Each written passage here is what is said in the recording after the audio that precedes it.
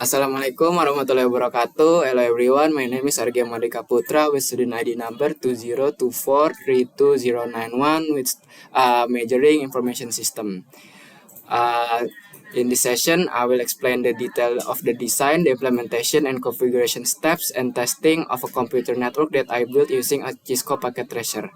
This network implements the DHCP, DNS and HTTP. And then in this project, I use a star topology where all network devices are connected to a central device, which is a switch. The main characteristic of the star topology in that every client device has, and then a dedicated connection to the central.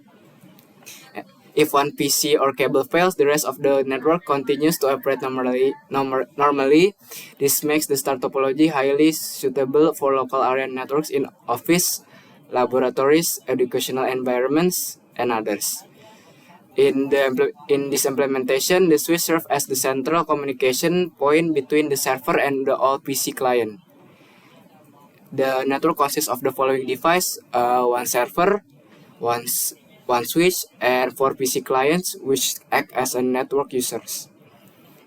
After placing this device in the Cisco Packet Tracer, I connected each PC using the copper straight-through cable in here.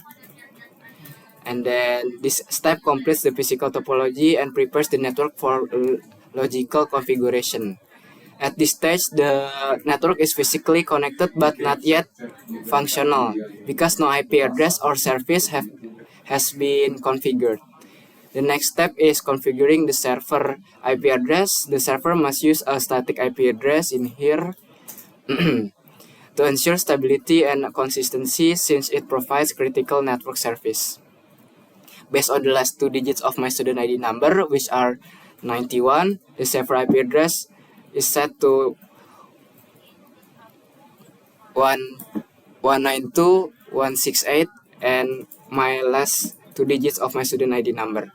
The subnet mask is configured as default and then which defines a classy network, and then for the default GOES is same way as the IP address in the server.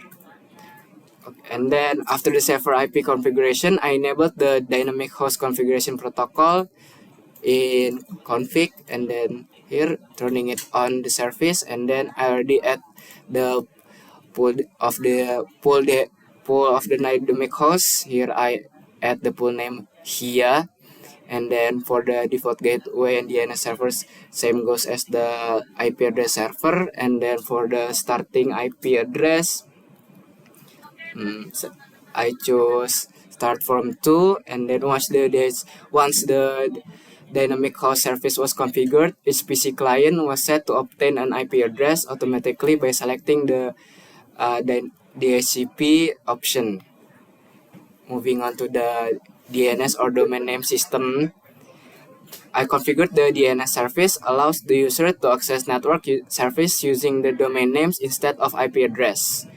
In the configuration menu, I already added and enable it. The domain name is jarcom.c32.com was mapped to the server IP address, same as the IP server.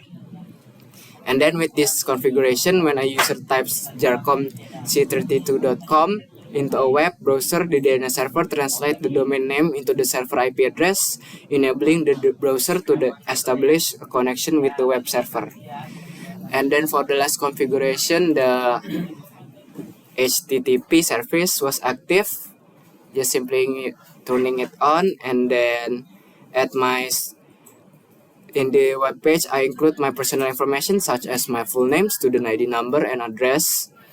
This web page serves as evidence that HTTP service is working correctly. Okay, moving on to the network testing and verification. In all PC, it's already configured to the dynamic host 1, 2, 3, and then the last PC 4, PC 3. Okay. After completing all configuration, I perform a series of tests like that, and then for testing the web server, you just simply put the DNS or domain name system, it popped. I tested the DNS by opening a web server, entering, and the web page is loaded successfully, confirming that DNS resolution and HTTP service are functioning properly. This testing process confirms that all network services are correctly configured and fully integrated. In conclusion, this project is successfully demonstrate design and the implementation of a star topology network using Cisco Packet Tracer. The server was configured with a static IP address and provided DHCP, DNS, and HTTP service. This project provides a practical understanding of how network services work together to support communication and data exchange in a real-world network environment. Thank you for watching and bye. See you in the next video.